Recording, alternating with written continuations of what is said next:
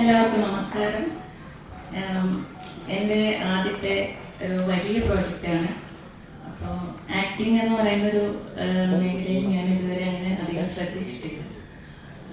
ഈ ഒരു പ്രോജക്റ്റ് വരുന്ന സമയത്ത് ഞാൻ അഭിനയിക്കുന്ന ആ ഒരു ഇതിലേക്ക് എത്തുന്നത് ഏറ്റവും അവസാനമാണ്. ഞാൻ ഒട്ടും പ്രതീക്ഷിച്ചില്ല. ഇപ്പോൾ ഡയറക്ടർ പറഞ്ഞു നീ തന്നെ ചെയ്താൽ മതി എന്ന് പറഞ്ഞു. അപ്പോൾ അത് ശരിയാവും എന്നുള്ളതൊരു കൺഫ്യൂഷൻ ഉണ്ടായിരുന്നു. പക്ഷേ നമ്മുടെ കൂടെയുള്ള എല്ലാവരും നല്ല സപ്പോർട്ട് ചെയ്തു. ആക്ടിങ് വർക്ക്ഷോപ്പ് എനിക്ക് വേണമെന്ന് പറഞ്ഞു. അപ്പോൾ നമ്മുടെ കാസ്റ്റിംഗ് ഡയറക്ടർ രാജേഷ് നാരായണൻ പുള്ളി വന്ന് ഒരു 2 ദിവസം ആക്ടിങ് വർക്ക്ഷോപ്പ് വന്നു. അപ്പോൾ കുറച്ച് ധൈര്യം കിട്ടി.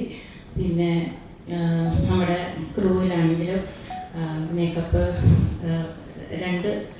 ഒന്ന് ഗോവയിൽ ഒരു മോഡേൺ അതായത് ബിക്കിനിയും അങ്ങനത്തെ ഔട്ട്ഫിറ്റ്സ് ആയിരുന്നു. അപ്പം അതിൻ്റെ മേക്കപ്പ്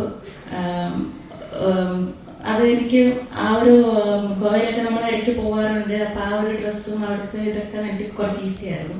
രണ്ടാമത്തത് UP-യിൽ കുറച്ച് സാരിയും അവിടെ മൃഗങ്ങളും അങ്ങനെയൊക്കെയുള്ള ഒരു ആംബിയൻസ് ആയിരുന്നു. അപ്പം അത് എനിക്ക് കുറച്ച് ഡിഫിക്കൽട്ടായിരുന്നു. പക്ഷെ അതിൻ്റെ മേക്കപ്പ് അഞ്ജലി എൻ്റെ കൂടെ ഫാഷൻ ഷൂട്ടുകൾക്കൊക്കെ ഉണ്ടായെങ്കിലും ക്യാരക്ടർ മേക്കപ്പ് ആദ്യമായിട്ടാണ്. അപ്പോൾ 2 സൈഡിൽ 2 മേക്കപ്പ് 2 ചെയ്തിട്ടും അതിൽ രതീഷ് ചേട്ടൻ ഗോവയിൽ ചെയ്തു. അപ്പോൾ 2ഉം നന്നായിട്ടുണ്ടായിരുന്നു. ഒരുപാട് ഹെൽപ്പ് ചെയ്തു.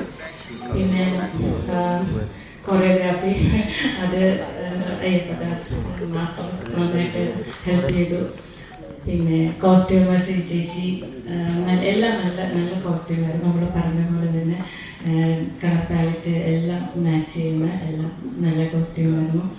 പിന്നെ എല്ലാ ക്രൂവിലുള്ള എല്ലാവരും വളരെ